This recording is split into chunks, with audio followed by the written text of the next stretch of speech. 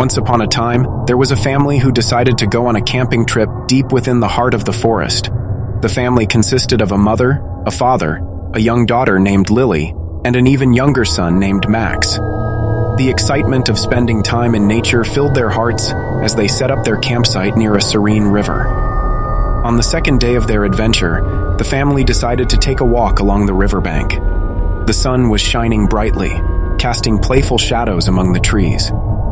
The children's laughter echoed through the woods, creating a joyous atmosphere. Lily, with her curious eyes, pointed out all sorts of interesting things she found along the way, while Max, with his boundless energy, skipped ahead, his small legs carrying him as fast as they could. As they walked, Max's foot caught on a hidden root, and with a startled cry, he stumbled and fell into the cold, dark river. Without hesitation, his father leaped into the water after him, his heart racing with fear. The water was icy and the current strong, but Max managed to swim to the surface, his tiny arms flailing. The father, however, seemed to have vanished beneath the water's surface. Panic filled the air as Lily and her mother rushed to the edge of the river, calling out for Max and their father. The seconds stretched into minutes, but there was no sign of the father.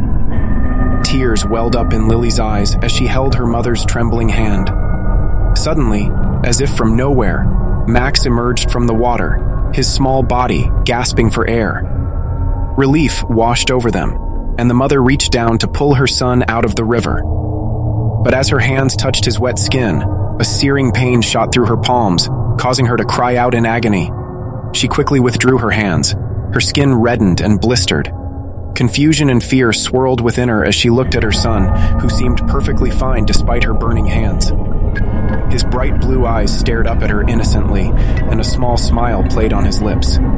But something was wrong. His features seemed slightly different, as if they had shifted in some unsettling way.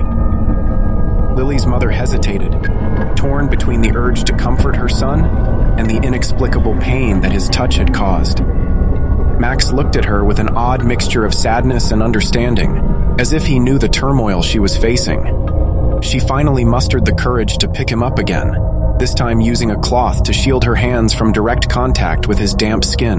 The family quickly packed their belongings and left the campsite, the weight of unease heavy in the air.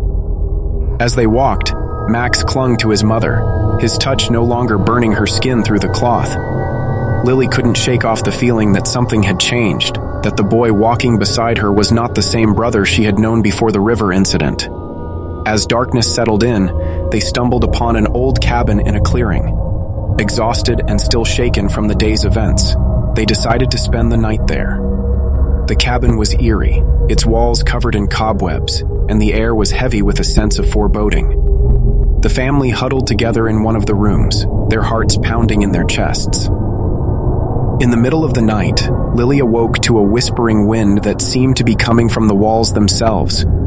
She glanced over at her mother and brother, both fast asleep, and decided to investigate.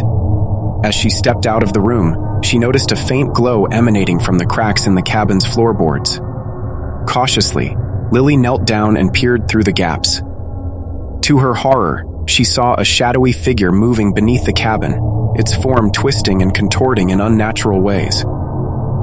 It was then that she understood. The river had changed her brother. The water had brought forth something ancient and malevolent, something that had taken on Max's appearance. A chilling realization washed over her as she connected the dots. The father's disappearance, the burning touch, and now this sinister presence beneath the cabin. It was all connected to the river. Lily knew that they had to escape, that they were facing something far beyond their understanding. With a heavy heart, Lily retreated from the cracks and went back to her family. She shook her mother awake, whispering urgently about what she had seen. The mother's eyes widened in terror, and they both glanced at the sleeping figure of Max. In a hushed panic, they gathered their things and left the cabin, the forest shrouded in darkness and uncertainty. As they fled, Lily couldn't help but steal one last glance back at the cabin. The cabin seemed to leer at them, its windows like empty eyes, and she couldn't shake off the feeling that whatever had emerged from the river was still lurking in the shadows. And so, The family continued their desperate journey through the night, haunted by the horrifying events that had unfolded by the river's edge. The darkness of the forest swallowed them whole, leaving them to grapple with the unsettling truth that the river held a secret more terrifying than they could have ever imagined.